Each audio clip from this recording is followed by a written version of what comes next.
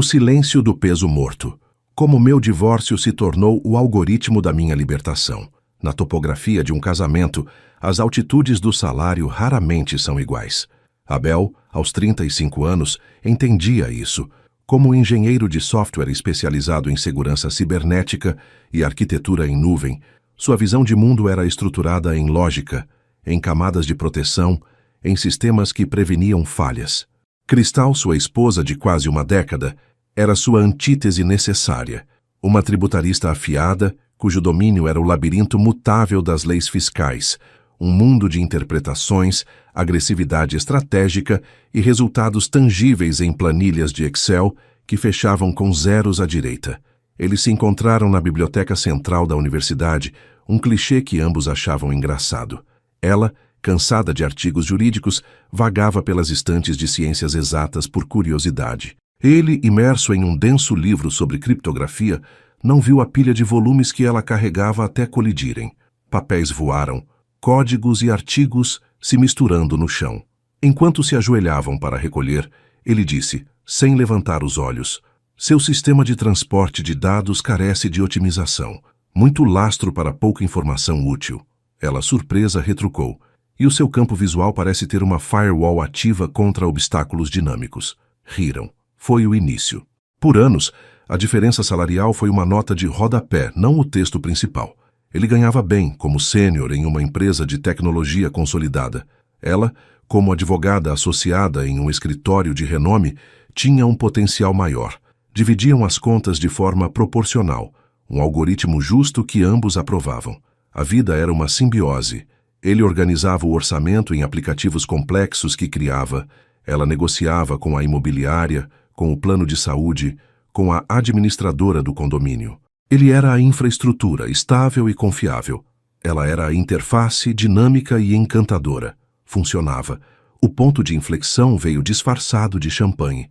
Cristal chegou em casa uma sexta-feira, o rosto iluminado por um triunfo contido. Consegui, disse antes mesmo de tirar o casaco. A sociedade. Eles me fizeram sócia.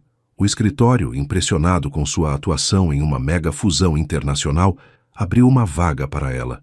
O salário base mais do que dobrou, e os proventos, com participação nos lucros, prometiam multiplicar-se. Abel abraçou-a, genuíno. Comprou um Dom Perignon, algo que ela sempre mencionara em tom de brincadeira. Para a nova sócia, ele brindou. O brilho nos olhos dela naquele momento parecia de felicidade compartilhada. As primeiras rachaduras foram sutis, quase imperceptíveis, como a primeira linha de código mal escrita que compromete um sistema inteiro. Era a escolha do restaurante. Antes pesquisavam juntos, ponderavam. Agora ela dizia, vamos ao nome francês. Tenho que entreter um cliente amanhã, preciso conhecer o cardápio. O preço por pessoa era o dobro do orçamento habitual deles para um jantar. Era o tom. Abel, não use essa camisa hoje. Vamos encontrar o sócio sênior no teatro. Você precisa passar uma imagem mais alinhada. A camisa era uma que ele gostava, de algodão simples. Era a invisibilidade de sua expertise. Quando o Wi-Fi do apartamento ficava instável, ela reclamava com a operadora, ameaçando cancelar. Ele, pacientemente, explicava pela terceira vez que o problema era a posição do roteador em relação à espessura da parede do home office dela e que um sistema de malha resolveria. Ah, isso é coisa sua, ela resmungava, como se fosse um hobby obscuro, não a solução.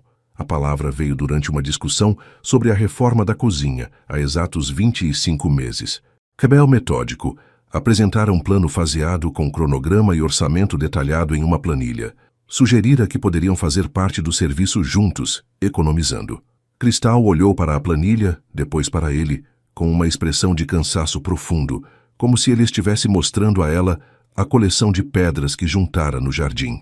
Abel, pelo amor de Deus, estou lidando com transações de centenas de milhões. Não tenho tempo nem energia para administrar uma obra de fundo de quintal. Ela respirou fundo, e a frase saiu calma, cortante, definitiva. Às vezes, sinto como se estivesse carregando um peso morto nessa relação. Você não consegue acompanhar. O ar saiu de seus pulmões. Peso morto. Na sua linguagem era o pior dos insultos. Era código obsoleto que sobrecarrega a memória. Era processo inútil que drena a CPU. Era lixo que compromete a performance.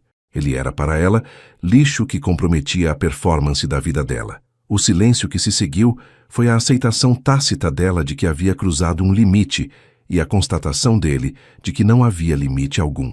A partir daí, a expressão se tornou um jargão doméstico. Não vou pedir seu cartão, é peso morto para acumular pontos. Sua opinião sobre o investimento é irrelevante. É peso morto na discussão. Cada vez que ela dizia, era uma faca torcida. Ele se retraía, mergulhava no trabalho, tentava ser mais útil, mais silencioso, mais pequeno. A estratégia falhou. Quanto menor ele ficava, maior e mais abrasiva ela se tornava. E então veio a arma final, a ameaça do divórcio.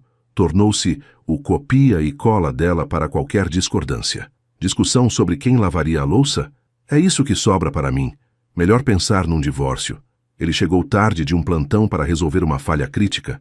Não preciso de um marido ausente. Talvez um divórcio seja a solução. Era uma chantagem emocional de alto nível, projetada para paralisá-lo. E funcionava. O medo de perder o que construíram, a humilhação de ser descartado, o pânico de começar do zero aos 30 e poucos anos, tudo isso o mantinha cativo. A gota d'água foi banal. Um sábado de manhã, o ar-condicionado do quarto parou. Cristal, que tinha uma reunião virtual importante na segunda, ficou histérica. Eu avisei que precisava agendar a manutenção. Você é incapaz de cuidar das coisas mais simples desta casa. Um fardo, um verdadeiro peso morto. Cansei. Estou falando sério agora, Abel. Vou entrar com o divórcio. Já decidi. Vou mandar os papéis para você assinar. Era a mesma ameaça, mas algo na entonação era final. Era o ultimato do CEO demitindo um funcionário ineficiente. E foi nesse instante, olhando para seu rosto distorcido pelo desprezo, que o sistema de Abel passou por um hard reset. A dor, a raiva, o medo, todos os processos emocionais que consumiam seus recursos foram encerrados de forma abrupta. Uma calma glacial tomou conta, a mesma que sentia antes de desmontar um ataque hacker complexo. Ele analisou a situação. Ela era o cliente tóxico. O projeto, o casamento estava falho desde a especificação. A única solução viável era encerrar o contrato, com o mínimo de prejuízo e o máximo de velocidade. Ele endireitou as costas, algo que não fazia conscientemente há meses. Sua voz saiu plana, sem emoção, como um sintetizador. Tudo bem, Cristal. Você está certa. Vamos nos divorciar. O choque no rosto dela foi instantâneo. Os olhos arregalaram-se. Ela esperava submissão, lágrimas, súplicas, não aquela concordância robótica. O que você está dizendo? Estou dizendo que concordo. Você quer o divórcio? Terá seu divórcio. Eu saio. Você pode ficar com tudo. O apartamento, os móveis, os carros, os investimentos conjuntos, tudo. Só quero o que é estritamente meu. Meu computador, meus equipamentos de trabalho, minhas roupas, meus livros, e em contrapartida, quero um divórcio rápido, consensual, sem disputa. Você prepara a proposta que achar justa, desde que não me inclua com suas dívidas pessoais e eu assino. Ele se virou e foi para o quarto, deixando-a paralisada na sala. O jogo havia mudado. O jogador que ela achou que controlava acabara de desligar o console. Os 10 dias seguintes foram um exercício de extrema eficiência emocional. Abel tornou-se um script, executando uma rotina de desmontagem. No trabalho, pediu licença não remunerada por uma semana. Seu chefe, Boris, um CTO russo de poucas palavras e olhar penetrante, apenas assentiu. Problemas pessoais são os piores bugs. Corrija, volte quando resolver.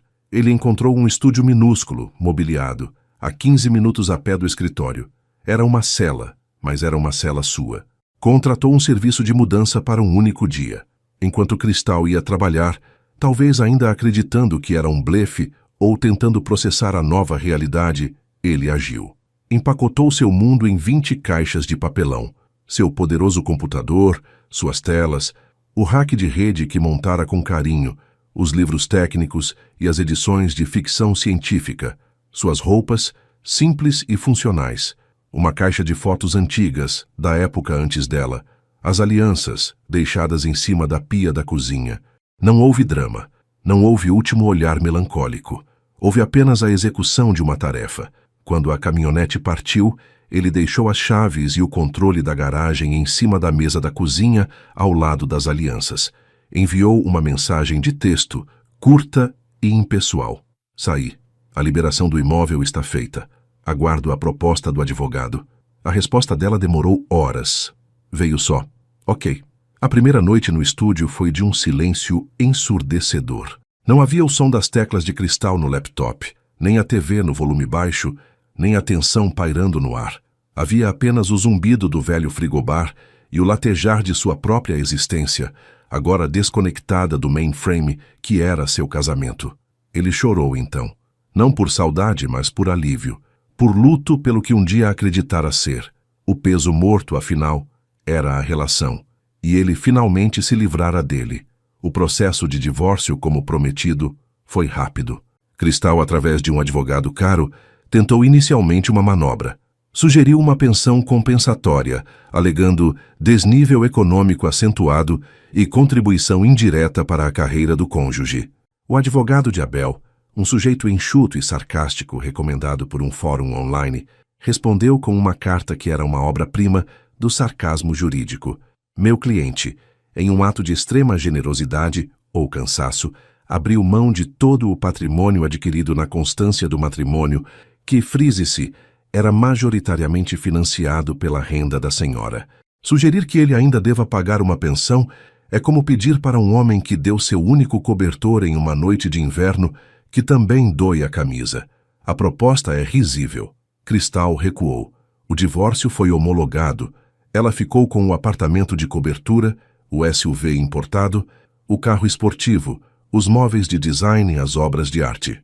Abel ficou com suas 20 caixas, seu laptop, sua liberdade e uma conta bancária com o equivalente a 6 meses do seu antigo salário, sua parte do fundo de emergência que mantinham.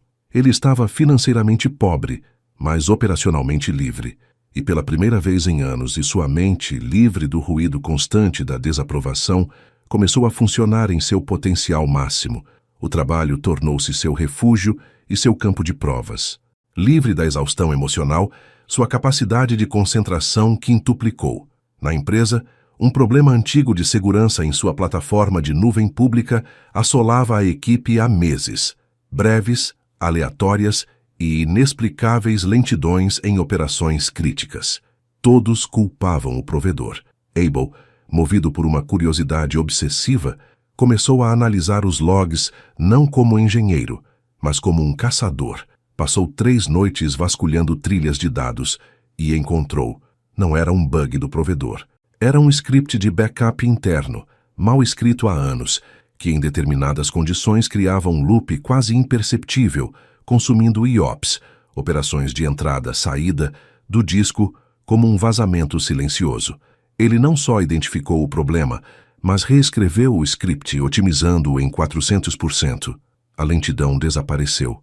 Boris chamou-o em sua sala, um cubículo de vidro com uma vista deslumbrante e uma simplicidade espartana. Abel, disse em seu português perfeito, apenas tingido por um sotaque grave. Esse problema do loop. Todos olharam. Você viu. Por quê? Abel pensou por um momento.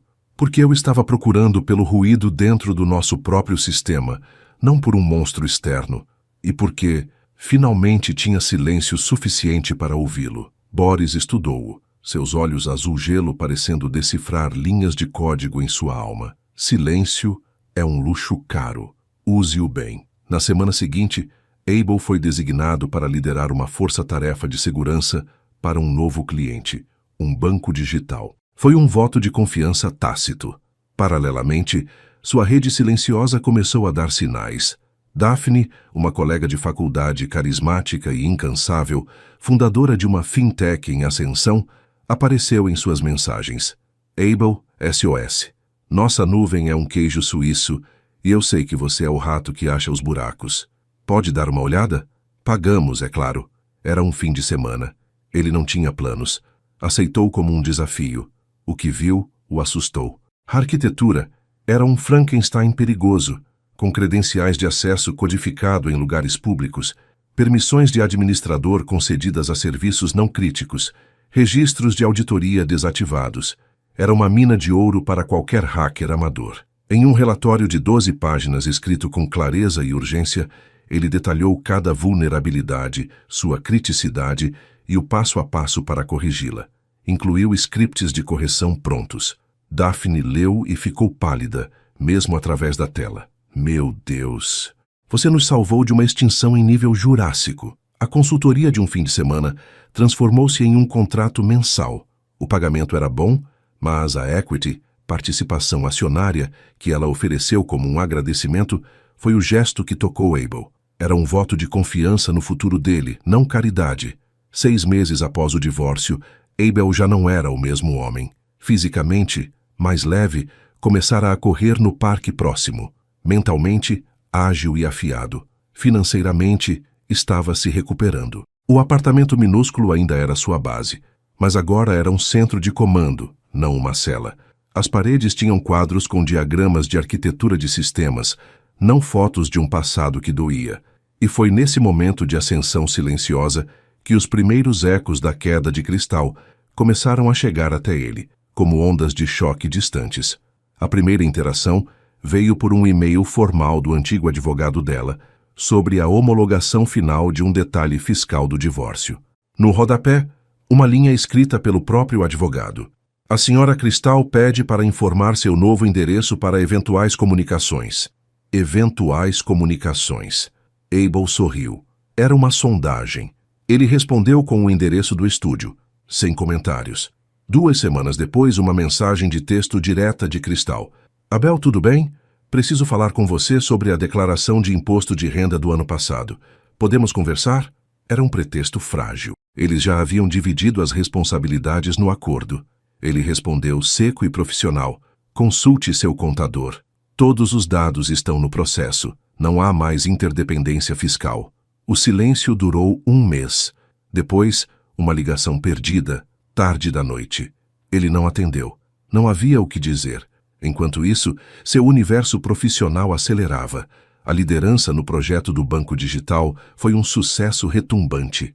A solução de segurança que ele arquitetou não só protegeu o sistema, mas otimizou o custo operacional em 18%. Boris o chamou novamente. Desta vez, havia um contrato ainda maior sobre a mesa. Uma fusão de 2 grandes varejistas, exigindo a integração de suas nuvens com segurança máxima. Isso, disse Boris apontando para a proposta, é uma fera de 7 cabeças. Precisa de um São Jorge que não tenha medo de lógica e de ficar acordado a noite toda. Quero você como líder técnico principal, LTP. É sua. O salário será reajustado em 65%. O bônus, se entregar isso em 6 meses, é igual a 1 ano do seu salário atual. Abel sentiu um calor percorrer seu peito. Não era só o dinheiro. Embora a cifra fosse vertiginosa, e pela primeira vez, coloca seu ganho anual na mesma liga do antigo ápice de Cristal. Era o reconhecimento. Era a prova tangível de que seu trabalho intangível tinha um valor monumental. Ele aceitou com um simples aceno. Na mesma tarde, Daphne o convocou para uma reunião de emergência. A fintech dela havia conseguido a rodada de investimentos. A avaliação da empresa havia quintuplicado. Abel, ela disse com lágrimas nos olhos, aquela equity que te dei, ela tem um valor real agora. E eu preciso de você em tempo integral, como cofundador de tecnologia e segurança. Não aceito um não. Ele riu, uma risada genuína de espanto e alegria. Daphne, eu tenho um compromisso principal já. Eu sei do Boris, isso é ótimo. Faça os 2. Me dê 30 horas por semana. Você gerencia seu tempo. O pacote é...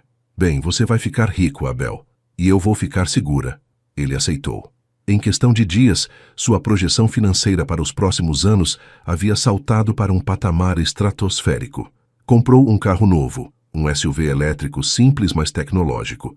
Deixou o estúdio e alugou um loft espaçoso em um bairro bom. A primeira coisa que fez foi montar seu santuário, uma parede inteira de telas, uma cadeira ergonômica de última geração, uma estante para seus livros.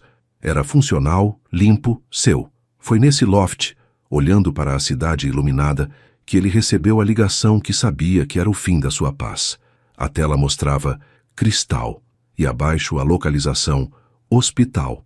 Ele atendeu, o coração gelado por um instante, mesmo após tudo. Abel, A voz dela era fraca, rouca, abalada. Abel, por favor, preciso te ver. Fez é muito grave. Ela não estava no hospital, estava em casa. A voz soava doente, não fisicamente, mas moralmente. Ele concordou em encontrá-la em um café público, movimentado. Nenhuma intimidade, nenhuma chance de manipulação sentimental. Vê-la foi um choque. Cristal estava impecavelmente vestida, como sempre, mas o espartilho da maquiagem não conseguia esconder as olheiras escuras e uma tensão ao redor da boca que a fazia parecer anos mais velha. As mãos tremiam levemente ao segurar a xícara de café. Ela falou por 20 minutos, em um fluxo quase ininterrupto de desgraça. O grande cliente, uma holding com negócios em setores opacos, estava sob investigação federal por sonegação agressiva, lavagem de dinheiro e corrupção. O escritório de Cristal era o responsável por toda a estratégia tributária. Os sócios mais antigos, velhas raposas, haviam começado a circular memorandos internos, minutas de e-mails, que isolavam a estratégia agressiva como tendo sido concepção e execução primária da sócia Cristal. Eles estão me jogando aos leões, Abel. Ela sussurrou, os olhos marejados de terror genuíno. Meu nome está na imprensa especializada. Sou a tributarista do esquema. Nenhum cliente grande vai me tocar.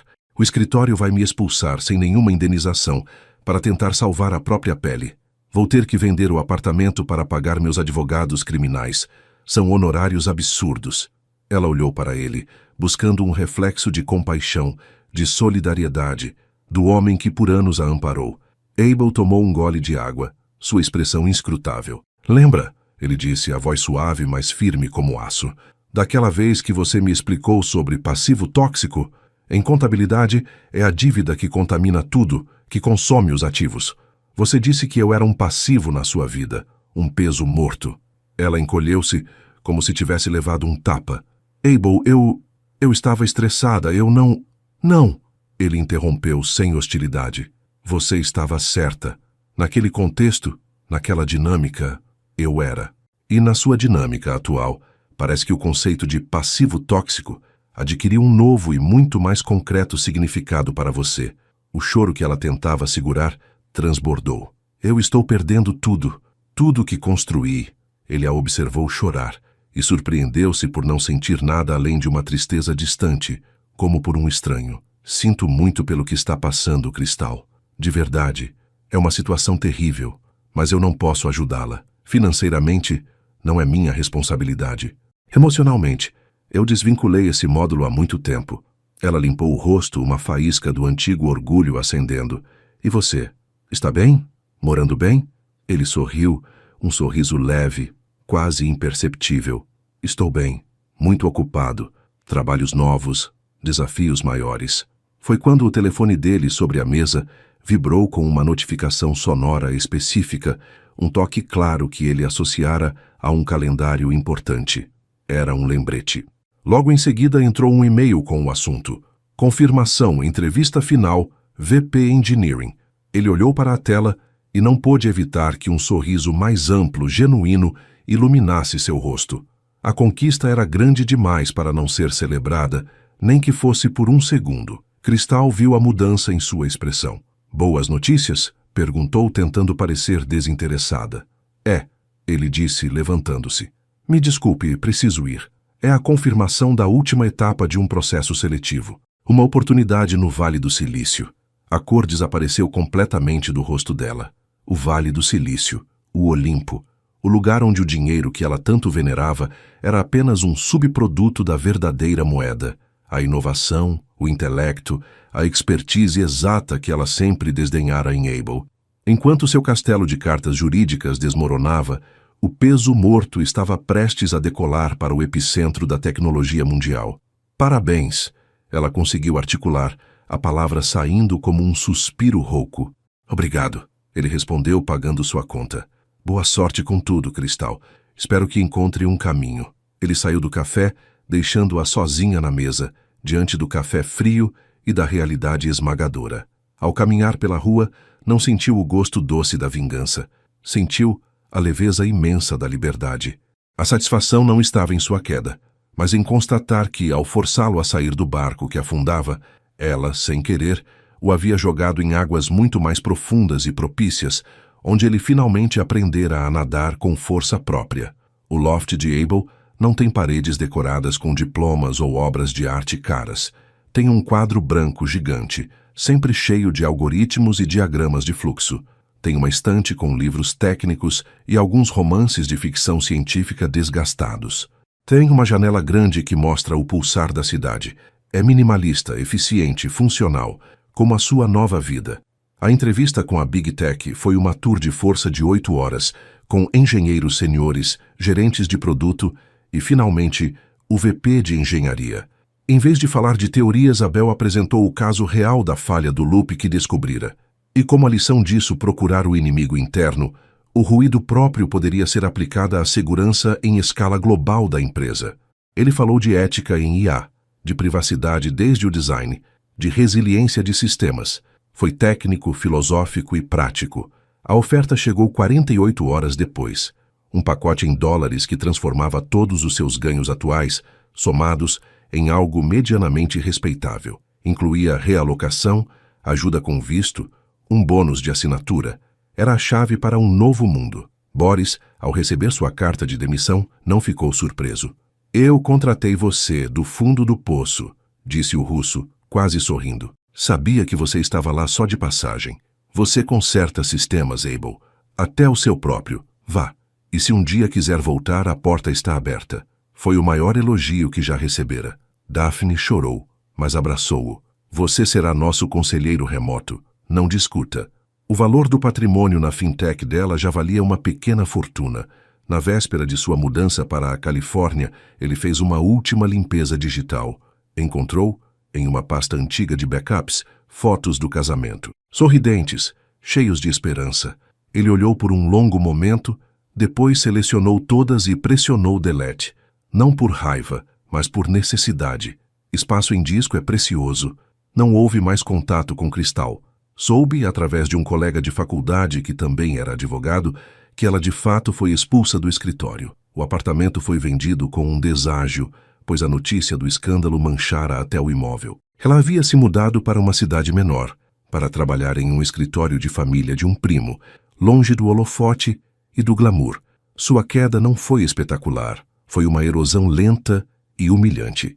Abel não comemorou, apenas reconheceu, como se lesse uma notícia sobre o fechamento de uma empresa concorrente falida. Na sua última noite na cidade, Abel subiu ao terraço do seu prédio. O vento soprava forte. Ele pensou na metáfora do peso morto. No fim, ele era como aqueles módulos de foguetes, os boosters, que consomem seu combustível para impulsionar a carga principal para a órbita antes de se destacarem e caírem no oceano. Cristal o viu como o booster gasto, descartável. Ela se via como a carga preciosa. O que ela não entendeu foi que, às vezes, o booster não cai. Às vezes, ele se desacopla, aciona seus próprios motores secundários e descobre que pode voar sozinho, em uma trajetória completamente diferente, talvez até mais alta. O barulho que ela ouvia e chamava de peso morto era, na verdade, o som do seu próprio motor, tentando ganhar impulso em um ambiente que não tinha oxigênio para ele. Ao ser ejetado, ele encontrou o vácuo do espaço. E no vácuo não há atrito, só propulsão. Abel respirou fundo o ar da noite. Em sua mente, uma linha de código final foi escrita, executada e retornou o valor mais satisfatório de todos: liberdade e verdadeiro. O próximo capítulo era uma tela em branco, um novo arquivo de código.